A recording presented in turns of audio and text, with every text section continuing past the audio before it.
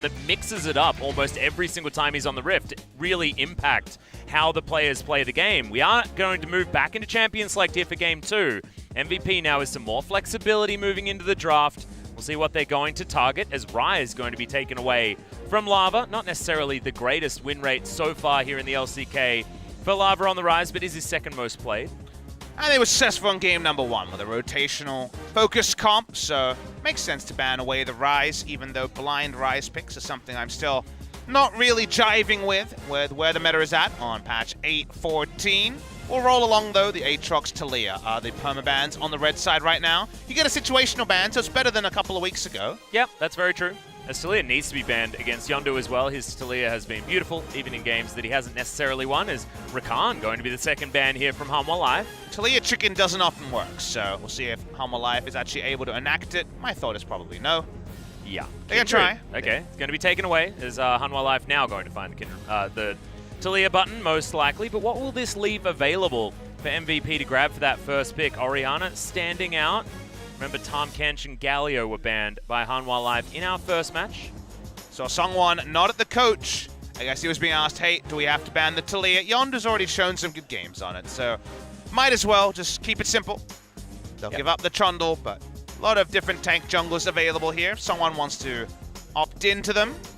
Yeah, MVP not giving away too much there as Hanwha can go towards Tahm Kench, Ezreal if they want to. Tahm Kench, Sejuani, Tahm Kench, Ezreal. You don't need to take the Sejuani here, but if you take the Sejuani here, then you can actually blind pick a solo laner, Lava's pick, and double ban against it. You have a lot of options here, but Tahm Kench will certainly be picked up by Hanwha Life. It is now a first pick, first round champion for basically every team, not just the teams that use it as a crutch. I'm looking at you, Katie Rolster, in our second series of the day.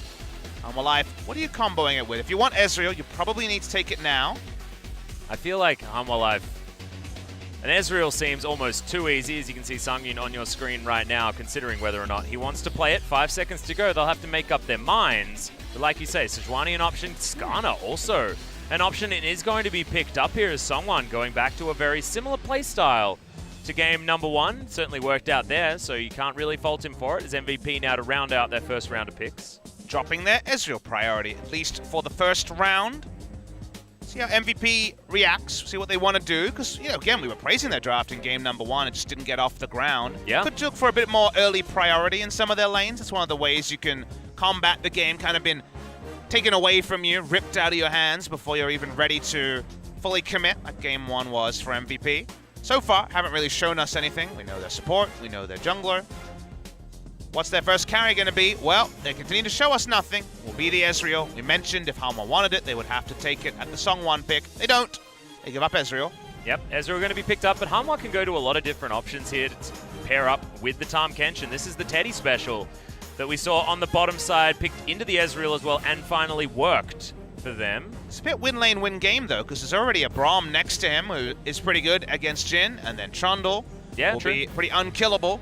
ADD will probably play Cho'Gath or a similar tank, and already Jhin is win lane or do no damage potential. So we'll see if that ends up being too risky, but Sungyun jumping on an old pick that he used to love in the Jhin.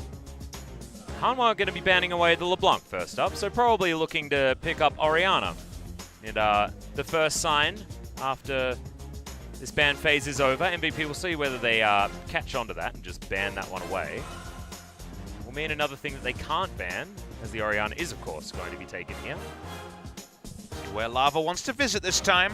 Corki and Azir are available, and they're the blind picks. So back to the spring 8.1 meta when it comes to mid laners. I'd like to see Lindaron go for, you know, a blind pick top laner like the Jace or the Gnar, and then threaten the Zoe pick coming in from Ian because everyone loves Ezreal Zoe, and then I want Lava to play Echo into it like he did many moons ago. BDD and Lava, both great mid lane Echo players, but just because it's a melee champion with some risk, it feels like the 1-3-1 power of the mid lane Echo has gone away. Well, speaking of going away, the Zoe also going to be taken off the board, so another option there is 2 picks that are pretty good into the Zoe were banned there by Hanwha Life, so I could understand it. Jace would be the strongest tier pick here, but not everyone is a Jace top lane player these days. The Gnar, of course, we know about. Whoa, but they're going to blind Azir for Lava. Interesting. Okay, we did see a lot of attention towards the Azir in game number 1. actually going to be picked up here. So it was hovered, not actually selected. Now we see it selected. Fun pick to see, and well, we just see a Corki from Ian as a response. It is a very old pick for him. Yeah, the Syndra also kind of works into the Azir as well. Just kill him, as the Xerath would be the old school pickup, the BDD special. He's the only one to play Azir this year, and we do see another game. So he plays Xerath this year, and we do see the Xerath into Azir. We saw Casey Rolster play the mid lane Varus. The safer and more reliable choice is this Xerath. So yeah. Wait and see how that looks. If you open up with the curtain call, you might get a lot of those arcane shots in your face from the Xerath. Exactly. Both the Jhin and the Xerath doing pretty similar things. One flies along the ground, the other one shoots down from the sky, but it is still a pretty similar ultimate. And Vladimir being looked at now, okay. He's played this matchup in the past. Again, the Ignite Unsealed Spellbook is less common, so the matchup isn't quite as strong in lane. And Vladimir would be diving in with just a Skarner for help, but we will see it anyway from the side of Hanwha Live. Good news for Hanwha Live is that no further tanks were locked in the second round, so the Jhin does have more teamfight identity than if it ended up being 2 more tanks for MVP. The real problem, though, is the fact that MVP can kill the Jhin from basically wherever he sets up his curtain call, given the fact that Cannon Barrage can come down on top of him, plus then Ian with his ultimate can just rain arcane destruction on top of the Jhin. A lot of ways to interrupt is what you're telling me about this Jhin ultimate, damage, and also the pillar.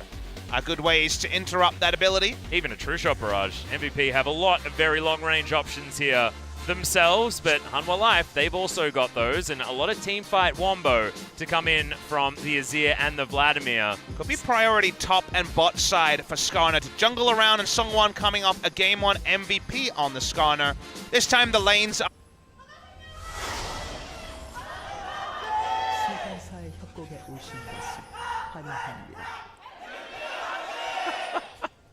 Gets me every time. Just brilliant. Speaking of brilliant, support fans here in the audience at Soli Stadium. That's a Dongjun fan, I believe, as well. Our Korean caster who actually modeled the pink Taric, or the, I should say, pool party Taric for Riot Games. Cloud Templar also pretty damn good at modeling that Taric. They know what they like. Mm-hmm. Certainly do. Here is Skarner, rushed and put down a ward, and then going back for the sweeping trinket here. Ghost Borrow, actually, for Jhin, as you can see. Yeah. If he can sneak it in there, that's going to be even more AD, and he's gone Hail of Blades. So Songyun's all about dominating this 2v2. Yep. The Teddy one that we saw be victorious most recently was the Fleet Footwork, but Hail of Blades has been the last 2 Jhins, including this one that we've seen here in the LCK. Reminder that Hail of Blades, if you feel like you can walk up an auto, is a lot of power. If you can't, then usually worth going for something like the Fleet Footwork for a bit more sustain and safety. Then if you start winning, the auto attack's going to be few and far between with all the range damage they can chunk out Songyun with. No stain from this build, so that's going to be a potential issue if he gets chunked out on a fight. Yep. And just recently we saw this matchup. Vladimir is able to come out on top. ADD will see whether he can navigate it okay. Does have the keystone of choice to go into difficult matchups here in the Grasp of the Undying. Will mean that it'll put behind his build just a little bit, but should keep him relatively safe here in this lane, as he has managed to hit level 2 first as well, which is certainly good news for the Gangplank. But for our long-term viewers, remember a lot has changed since we had our Vladimir as a counter pick to Gangplank top meta. No longer do you go on Spellbook on the Vladimir, so you can't take Ignite, and you would usually hold Ignite and only switch to Teleport maybe once in a game, maybe no times, because you were focused on the split push and killing the Gangplank. Gangplank has Resolve Tree as an option now, so it is hard to take down, and Chrysalis is another rune that's been rolled in. So for multiple different ways, you can definitely build up a CS lead against the GP, but just like the Gnar matchup started to lose, I think GP does much more comfortably in the Vladimir matchup than that season, you know, spring season calculation that you did, and maybe a struggle. Maybe ADD can get his farm on very aptly in the top lane. Yeah, it takes some finesse for that Vladimir lane to have been won. Earlier on, it was yesterday. It was about a 10 CS lead, though. It wasn't any solo kills, so at the end of the day, GP gets through lane, 10 CS down. Doesn't really matter if it's Klepto or not. You feel pretty good. Yeah. All right, well, Hanwha Life just going to be trying to navigate their way through these lanes so far, trying to keep themselves safe against Yondu's Trundle. Be roaming around We're looking at Ian, though. I feel like MVP, the fans often get behind Ian. He's very popular here in Korea. They're going to need to here this game, given the fact that he's the only one with very much agency given to him here in this laning phase. So you're already able to utilize his range advantage against Lava. We'll need to start building up that mana, though. It's a little bit difficult to poke out the Azir in the very early game, like you were talking about earlier. The old analysis, back when you and I were casting this matchup in China, 2015 Spring LPL, was about Morellonomicon, was where the matchup changed with Azir. Morellonomicon into an Elis Large Rod. Nowadays, can be a bit earlier. Lost Chapter is much more bang for your buck these days. Not as cheap, not as valuable, but you get so much when you finish the item, as it's added CDR and other effects. Not 900 gold anymore, RIP, but yeah. Lost Chapter, closer to level 7, level 9, and 5 points in your queue is when the poke really does start to hurt in the Xerath. Well, right now, Lava is certainly navigating this matchup very nicely. We know that Tempt is also pretty happy to blind pick this Azir as Yondu going to try and help out ADD. See Linderung just happily throwing little blood globules at the top outer turret. This is why this Vladimir was picked up, and Yondu decides there's nothing he can do. That's going to mean the key. He can feel free to eat Sanyun over the wall. Let it here. Okay, 2 versus 3 with Dragon here theoretically playing on MVP's side. Captive Audience is going to come in as MVP looking to try and fight this. Yondu's going to turn up flashes from everywhere, and First Blood is going to go to Ian. Going to be Dragon going down for Hanwha life. It's an Ocean Drake in the early game, that's great, but losing your Skarner for just that, is it worth it? Pretty telegraphed play, all things considered, from Hanwha Life. They took an early Drake game number 1 as well. They give up both summoners. Both flashes taken on Songyun as well. And Key, their flashes are down. So my argument is no, Atlas. I think it's far too much index for the Ocean Drake. The Ocean Drake is nice. We know about its validity, but that is a very big sacrifice. It just was too obvious about the timings there for Pilot and Max to come and contest. Also the fact that they watched Pilot and Max come over to contest and stayed on that Dragon as well instead of pulling off and potentially going for a man advantage battle. Hindsight is 2020, of course, as Teleport is going to come in from Songyun to get himself back into this lane as Max Unbreakable's up.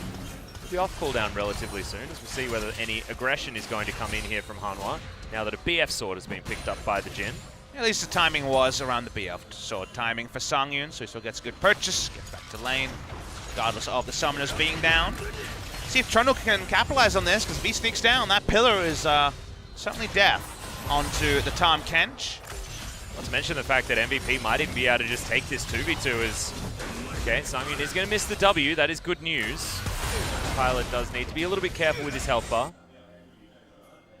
Watching Songwon on the top side, perilously close to level 6. Should have it off his next camp.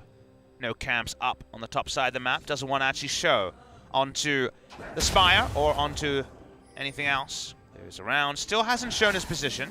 Only now.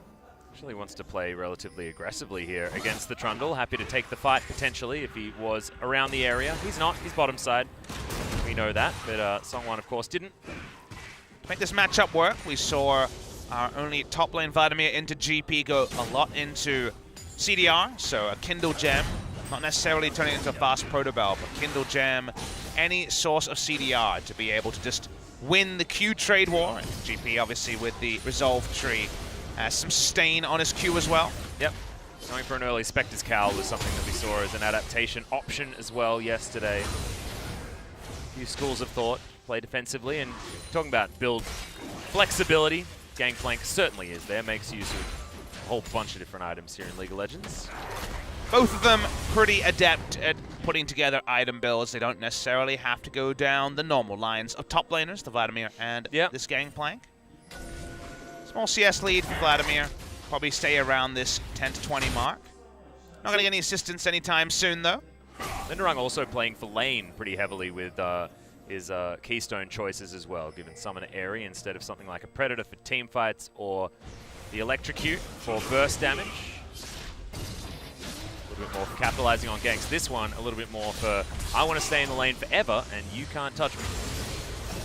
We definitely start our side bets around Azir versus Xerath matchups for how long those outer turrets will stay up. Very, very common thing, where that can go up to 35, 40 minutes. I believe when we finally had it with BDD the other day, it was 28 to 30 minutes. a pretty good clip, though. BDD's was able to play out very, very well on his Xerath. Got the team fights that he wanted to, as well as ADD. Eat some oranges here up towards the top side as matchup definitely bad, but ADD navigating it quite nicely here. One power spikes are going to be very powerful for Hanwha Life. Nationals Tooth and also Stormrazor onto the Jhin are a bit more of a sheer one-item power spike than perhaps MVP could match. Songwon's mid lane, it really is going to get flashes traded here as they do Abyssal Voyage and commit a hell of a lot to the mid lane, but once again, that is another very telegraphed play because they did it in game 1. And it's a lower percentage one because they don't have Rift Herald, because Rift Herald hasn't even spawned yet. So just trying to make a map play here, trying to punish and remove Ian's turret. It worked a trick on his Orianna. Won't happen this time, but no real harm, no real foul. Songyun gets back, so they don't really lose much making the play. Yep, they're just going to trade those flashes, and Songyun is going to get back to this full minion wave like you were talking about. And Ian's flash might actually be more important for this because the movement speed available from Songwon, if you can avoid the shocking orb coming in from Ian, will mean that that is almost a guaranteed kill. They can get under that turret and pull him out with the Impale. Definitely trades. You take Skarner's flash for the Xeraths. To have threat on a Xerath is always tricky. Yondu shows top side. There's a ward, as we noticed, that spotted him out. Yep, Skarner actually considering going back. There's vision available here. Just having a look at what Hanwha could see. Noting that Yondu was in full vision, like you say. Linderung not going to push too hard. Doesn't necessarily have the lead that he really wants here in this counter matchup in inverted commas, like you were talking about. It's a pressure matchup, right? It's a priority matchup for the Vladimir, but counter matchup, to me, usually talks about kill pressure. Not a lot of lanes in League of Legends these days have kill pressure, it should be worth mentioning. Gone are the Riven days, sadly, into GP. Yeah. Only person we saw that do that was Khan in spring season. Got a pentakill in that game. He did. But no one has returned to the Riven, so we end up with more games like this where priority, which is still very, very valuable at the LCK level, gets them, in this case, a lot of jungle time, a lot of jungle vision on the top side, but all that vision allows for ADD to farm relatively safely. Well, Lava also farming extraordinarily safely. He's got himself 106 CS in comparison to the 93 as he just shifts some sands to get out of the way of MVP's Yondu, who is poking his head around. Does need to be careful of these Kano pulses that are starting to stack up. Now level 9 has been hit, that's 5 points, and that means it's a big chunk. Despite items coming in from Ian being a little bit slower. Welcome Xerath. Yeah. Now doing real damage onto Lava. Control vision was huge lead to MVP. They had 4 control wards down just a moment ago. First one put down by Songwon, contesting this pixel brush towards the Drake, the Infernal Drake that has spawned, of course. The Ocean, as we know, was the only flare point in this game, much earlier, around the 5-minute mark, so that is the respawn. Hanwha Life have already had Songyun chunked out and don't actually have a honey fruit here to pick up, so taking the Drake, gonna be tricky. Yeah, certainly do have soul vision of the area though. Finally, some honey fruit does spawn. He can just gobble up the Jhin, spit him out mid blast cone, which was pretty confusing as far as animations were concerned, but certainly was effective. Back to the farming for Songyun. Summoner spells being changed by Key. Takes Ghost. He can go back, Ghost back to lane if he wants to continue to exchange, but he'll hold on to it for this moment. See Pilot actually going for a little bit of a change up to what Songyun was doing in game number 1. It's not going to be the Iceborne Gauntlet. He wants the Trinity Force. A little bit of a bigger power spike with those 2 items. Like you say, Stormrazor done. Songyun going to come back. He's pretty comfortable now. Okay, Ian gonna just stopwatch the ultimate as Songwon's gonna jump forward, gets the Impale, but that's a dead Azir already. Key, he's down there, managed to Abyssal Voyage in, but it's a 1-for-1, and you'll probably take that as MVP. Unless Linderung can find a way to turret dive, I agree. I think MVP will enjoy the trade they were able to pick up. More resources used by Hanwha Life just to go 1-for-1. Upside AD hasn't shopped really at all, so there is always that worry that Linderung gets very frisky here if he hits level 11 first. Taking 3 turret shots is probably bad news, as okay, wants to throw down the Hemo Plague, but doesn't have a lot of buttons remaining. Just pressuring ADD out of this turret, gets himself the Crimson Rush for a bunch of extra health back. But the Vladimir just using a pressure ultimate. I felt like if he had used it earlier and actually utilized the rest of his spells for the damage increase, that could have been a very different story, but Hanwha now trying to fight on the bottom side. They do manage to land the stun, but in comes Yondu, looking for the pillar, gets it onto Key, but not going to really be consequential at all to try and get themselves a kill, and flashes were back up. Very low percentage play by Yondu. Either you start the Infernal with your double control ward and slowly solo it down, or you go to contest the Rift Arrow, because unfortunately, the two summoners, the flashes were taken at that Drake at 5 minutes. They're obviously going to be up, and Tom Ken's very difficult to lock down. Unlikely to find anything, and it ends up just being a blue buff steal and the Rift Herald. Big tempo increase by Hanwha Life on the top side of the map. Now you can see Yondu is trying to make up for it by grabbing this Infernal Drake. MVP are going to be cheating up there, and full information gleaned here by Hanwha Life. They are going to move up and take this Gromp. We've seen this a lot more from a lot of our bottom lanes with 80 carries now back. But gold is going to be well and truly even. Dragon is going to be taken here by MVP, but I'll probably take a blue buff steal and Shelly in exchange for that one. When you're listening to that term tempo, which probably doesn't mean a lot to a lot of our viewers, what we're saying is that at the time that a big objective was being taken, nothing was being taken at the bot side. Now when we see the anti-objective taken, it's after. A couple of camps have been taken, the jungle has been ruined, the gangplank has been threatened to be dived, and thus given up CS. More things are happening, and the game is being played at a faster, controlled pace by Hanwha Life, while MVP, happy footing around the bot side, looking for a gank that wasn't going to happen, meant the tempo is on the side of Hanwha Life and not on the side of MVP. Yeah, and that's going to mean a 20 CS lead in the mid lane, close to a 30 CS lead on the top side of the map here as well for Linderung, who's got so much pressure on ADD. He hasn't had a great time this series, has our MVP top laner.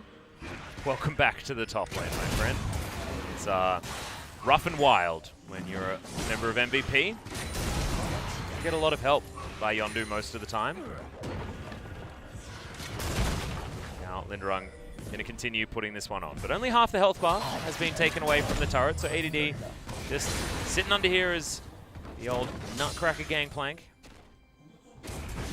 And just queuing anything that moves. Is Linderung, he'd prefer champions, but he'll take whatever he can get. Slowly chipping down that turret, a Rift Herald charge would kill it. Is it worth wasting the Rift Herald? Your first thought is no. He's bot side here, but Lava's the interesting one. Yeah, Missile Voyage is actually going to come in to start this one off, as there's a fantastic ult to come in from Max. Lava not going to use his. They do manage to get the flash out of Pilot, and it's probably worth it unless MVP can get some real damage on this turret. Lava would have needed his flash to actually get the Shreema Shuffle to send back the Ezreal. Doesn't have it, so won't bother investing it. It's a good roam timing as well, because no answering objective for MVP to take around the mid lane. Rift Herald was already taken by Hanwha Life, so they're not ceding any objectives, making this play. And get some free autos in, and Pilot's still very low on health. They're able to threaten this one so incredibly well because Pilot's health bar, like you say, was so low. Okay, Songyun getting a bit frisky, but Yondu is here. Gonna make it a 3 versus 3. Zeal is now picked up as well here by the 80 carry Hanwha Life Esports. 3-item power spike that will be even better when we get to patch 8.15 is still incredibly strong on the Jhin. Still looking for that Infinity Edge to finish that one off, but once the Rapid Fire Cannon's done and this Storm Razor is fully charged, it's going to be pretty good. The Shelly's going to get chucked down in the mid lane. We'll see whether Hanwha Life can actually crush this one through, as Ian doesn't really want to move over too far, but does get a lot of damage onto Lava, meaning that Shelly probably should get eradicated on this push through. Pretty curious they were willing to chunk out the mid lane turret over guaranteeing top lane turret being taken instantly with one charge. They weren't in position to actually force down the turret, and that means no standing gold has been claimed. No first brick has been claimed. Would have been a big load of gold. For Linderung, for example, on the top lane, if they'd used it, I'm not sure about softening up the mid lane turret, but if it means we don't have a 35-minute Xerath turret up, I guess maybe it's worth it. Yeah, and I guess, I mean, you've hit the nail on the head, right? It's the Xerath turret, so you want to try and give yourself as many options to try and take that one down as possible. Maybe they thought that Shelly was the only thing that would ever be able to penetrate the long-range wave clear of the Xerath. All I can surmise. I completely understand wanting to snowball the game a little bit faster, gain that tempo advantage that you were talking about before. Definitely would have loved to hear the comms, and if that's the reason, because it's Xerath, like if it's really responding to just how overwhelming his suite of wave clear is, and this is the only way we're ever going to chunk it out. I don't mind it. They do get solo gold onto Azir in the mid lane, so that's great news. Hindsight bias, it looks like an amazing play, but could have lost a lot making that if they couldn't have returned to it. Now it's a very short lane for Ian as the Sun turret is down. Plague is going to come in, but that's mostly pressure from ADD. It's nicely done as wants the Crimson Rush, but will just tank 2 turret shots. Now Linderong is in trouble. Does have Flash available, of course, as he's charging up for another big life drain with the transfusion that's Crimson Rush empowered, but Hanwha Life, they've got other ideas. Moving down towards the bottom side. Flash still available for Songwon as there's the scoop as Max is going to go golden. Key with the Devour is good as he gets out of the range of the ultimate from Ian. They do manage to get their second turret, but thankfully for MVP, they're unable to be able to pick up the kill. True shot barrage, Key's going to get hit by it as Lava shifts the sands to get out. Now Key very early on the grey health, has to flash to avoid getting stunned, immediately cleanses as well, and is going to keep himself alive. The flash from Ian is going to take the Tahm. Kenshin Songwon now out of position as well. Lava very, very low as Songyun sets himself up, and this could be the curtain call on MVP. Max set up as well as now a teleport's coming through. Songyun is so incredibly healthy as Max is stunned, and now Linderong looks down the barrel of a Hemo Plague that he doesn't have, but a lot of damage that is available. Songyun's going to need to be in here as ADD down as well. The Vladimir is going to fall, but can Songyun hard carry? Gets the triple kill as now Lava has to run away, and is it worth it? Papa Smithy after it's all said and done. A 4 for 4, all things considered. Looked like Linderong will get a casual triple kill, but no Hemo Plague and no vision means he's unable to clean up like he would have expected. AD gets a lot of gold on the back end. Let's watch the replay and fully understand this. Ian really wants this opening kill on Key. That's why he flashes. No skill shot to be dodged there. The moment that the curtain call was opened and Songyun had safety, you assume this was GG. Everything going to be taken by Hanwha Life, but it doesn't quite go as first expected. Certainly doesn't. This teleport coming in, oh man, if that fight hadn't happened top side of the map, Linderong would have been feeling so much better, but ADD coming down really saved this for MVP to even out what could have been a catastrophic failure here. No Predator on the Vladimir, the Summoner Airy for lane. If he had Predator, would have gotten there much quicker. It was a much later teleport from ADD, but ADD in, again, a matchup that was picked to crush him in lane. Maybe down in CS, but has a lot of items. A bit of everything going on here in the build. So at 202 GP, he's definitely ahead in gold compared to Linderong. As his Trinity Force and Execution is calling, that's about the highest standard you can get to here in the lane against the Vladimir that just wants to try and sustain. Even now with the Merc Treads going to have some magic resist. So this Morellonomicon not going to be helping Linderong, also building for lane just a little bit with the Morellonomicon coming in second.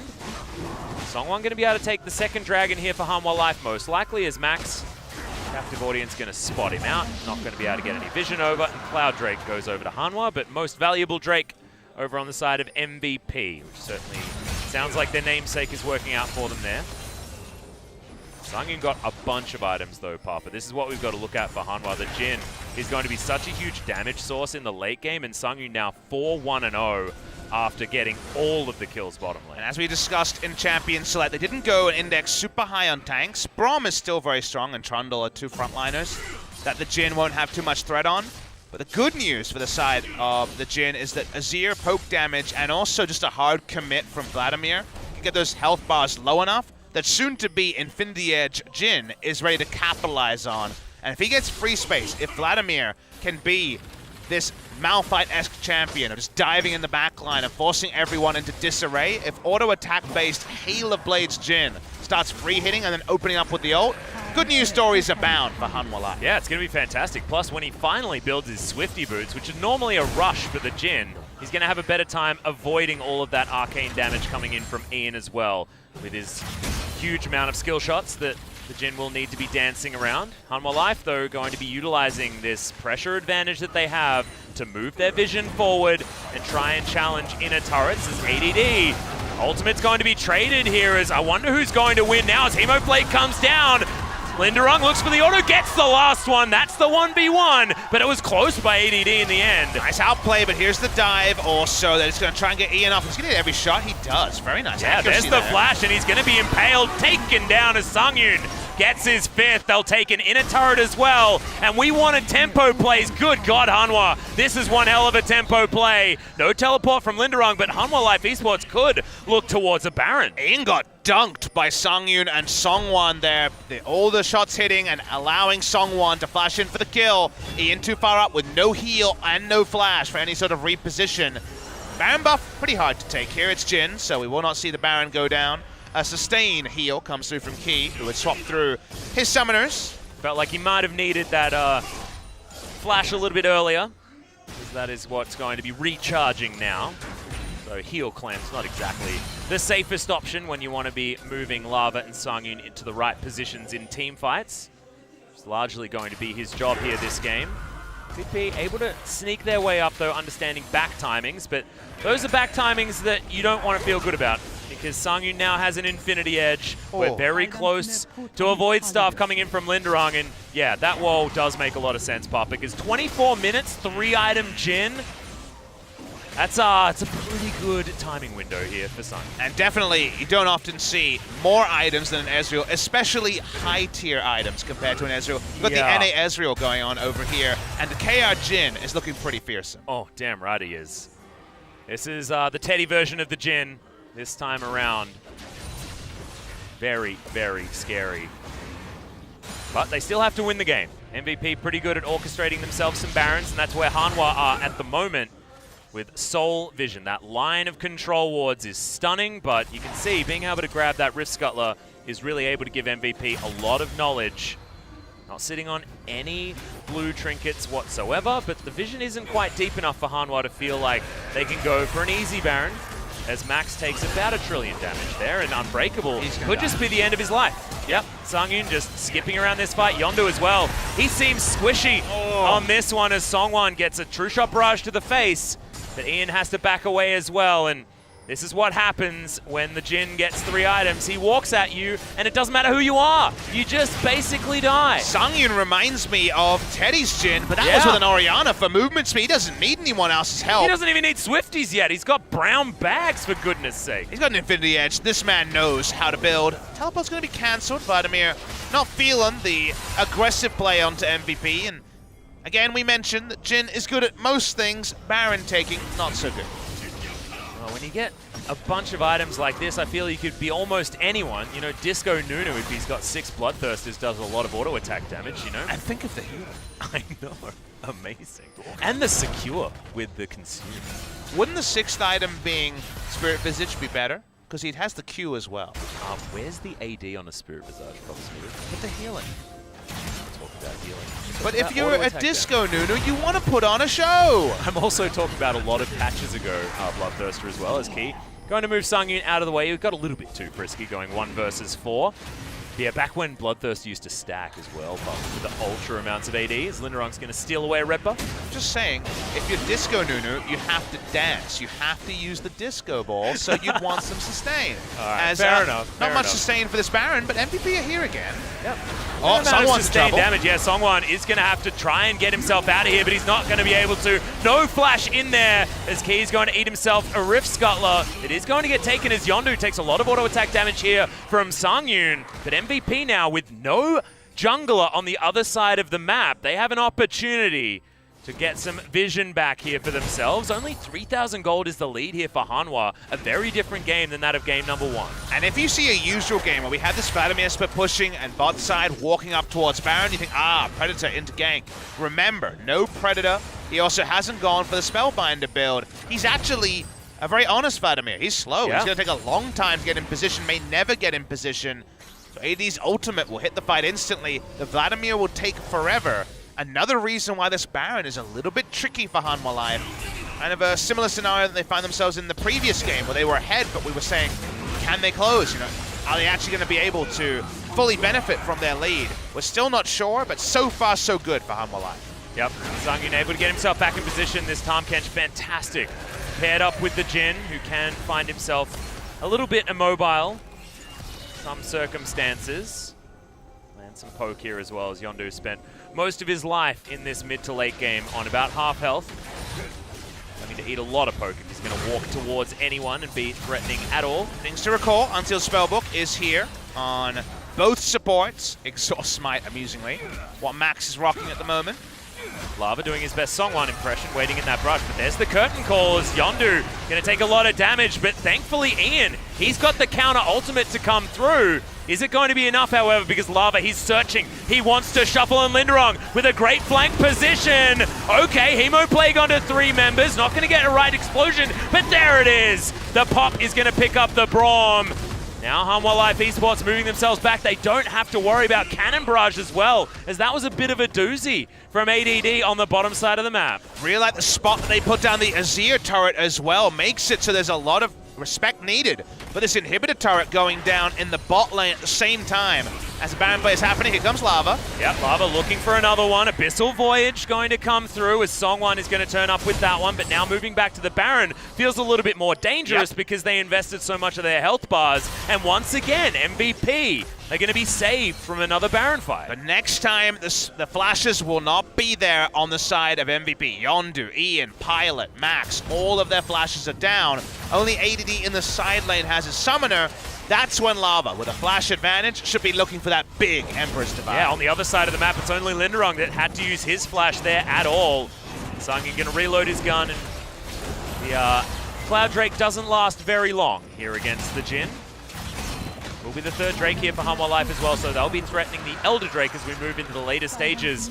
And having double Cloud, you can't stress this enough, against a Xerath is extraordinarily good news. Your dancing shoes are a lot more reliable. Bloodthirst are going to be the pickup from Sangyun here, and doesn't really need a Merc Scimitar this game, so can actually find some sustain in his build. And it helps the Vladimir, who's going to be looking for a flank. Doesn't have a lot of movement speed to do it. Probably will be Deathcap next, probably not the Spellbinder, depending on gold values. Eventually, Linderong loses these trades, as you can see. Yeah, and that is certainly now, as Ghostblade is going to be invested. It's going to trade it for a Proto Belt, as Linderong says, all right, well, I guess I don't win. And he's probably going to try and look for a teleport flank, as ADD, understanding that he has a lot of control. This could be a power shift for MVP. Elder is the next Drake that's spawning. Remember that Hanwha Life got that Baron from a very creative 2-man Baron taking game at number 1. Wow, Sangyun playing with his life just a little bit. It's key. He's going to spit him out, but ADD takes so much damage from that 4th bullet. Cannon Barrage comes in as now Lava threatens. There's the scoop onto 2 members. Max once again going to be the first target eliminated. No door to get behind as in comes Linderong. Pilot, you can't cleanse that. The pop comes in. Not quite enough as Abyssal Voyage is going to get cancelled. ADD taken out. Triple kill for Sangyun. They only lose the Azir, and Hanwha should now be able to take the Baron. MVP pushing up too far with all those summoners down. Like we mentioned, it was ripe for Lava to find the engage. They got the engage. They turn on Baron. Can Xerath alone find a way to stop this Baron? Yeah, can anyone stop Sangyun as well? He's 8-1-1 on this Jhin. He's gonna flash onto Ian and almost 2-shots him as Key just licks him to death at the end. Sangyun, look at this movement speed as Pilot. Ain't nothing you can do now. This is what we saw from Teddy. It happens again from Hanwha Life. Sangyun on the bottom side, 10-1-1. Have yourself a Baron, and Hanwha Life set up to win the game. The only thing we didn't see was those AD values, 802, the biggest we saw there. It was going to be bigger when the Hail of Blades was enabled. Turn onto the structures, they got a Baron with the Jhin, and now even the Siege is manageable for Hanwha Life. Yep, I got it wrong as well, 9-1-2, because the pesky Tahm Kench stole away one of those last 2 kills. But they're going to grab themselves that inner turret very quickly before the backs even come in. Sangyun, he's got a Bloodthirster that he wants to pick up as well. Oh, he's got a thirst for blood that only he can sate himself. He doesn't need any help. 9-1-2 Jhin. Watching the replay here, it all starts pretty normally, but remember MVP are going all in with no flashes, and where is Azir? Is pressing a question as where is Tal on the AP cannon yesterday? And where is the Vladimir as well? It's the double flanks. The fish in the barrel at the start isn't the big takeaway for Sangyun. That was much later, but they can use all their ultimates to take closest target down. There's no threat onto Sangyun anymore. They got the kills at the start, Lava goes down. It was even more dirty when he started getting free orders later. 919 AD at the moment, 6,000 damage in the last fight. And everyone else doing relatively comparable damage as well. However, when your AD carry does quadruple that of the opponent, you know you're probably going to win the fight. 9-1-2, Bloodthirster in hand, another BF sword there. and he is so extraordinarily far ahead, he could almost win this game by himself. Sun turret set up in the mid lane. It's a very small ARAM with one very fed member of the opposing side if you're an MVP fan. He has 673 AD before any of the calculations start. I know. Good God. We've seen over 1,000 already at LCK level. That was, of course, Teddy in one of his previous games. We'll watch the numbers. Thanks, Ojin. Just keep it on the Jin. Yep. Sounds good to me. Linderung, we're going to have a check-in on him because he's split pushing bottom side, and ADD, yes, able to win the 1v1, but it's definitely far away from a 1v1 situation now, as Sangyun is just so much of a problem. He'll kill this inhibitor in 3 shots as Key waiting in the wings with that Devour every single time. Nerf not to come through just yet on that cooldown as we are going to start the fight. It's a 3-man scoop though, as everyone's on top of the Jin, ready to get shot down. Lava sacrifices himself and Linderung launches into the backline. Sangyun not able to get free autos here as he's trying to run forward. Steric's cage popped and he's actually going to get gobbled up by Key before he can really do anything. Curtain call now, but there's a fountain for MVP to move back to. Hanwha don't find the exact team fight they're looking for, but at least they break open the base of MVP. Azir got nuked, and that's a big problem. He's consistent damage when Lava's not there. It's a bit more of a struggle. They're still trying to push in, though. They want these turrets. Yep, Sangyun really needs to try and find the team fight that he's actually looking for here. Needs to get the auto attacks. Remember, relatively short range. Here's the Jin, unless you're pressing your abilities. But he wants to try and find these autos. Pilot, see how much damage potential he has. Sangyun now open Nexus. The Nexus turrets were taken before MVP were even team fought really at all. It's the Xerath that's able to get the work done, but what is this damage from Sangyun?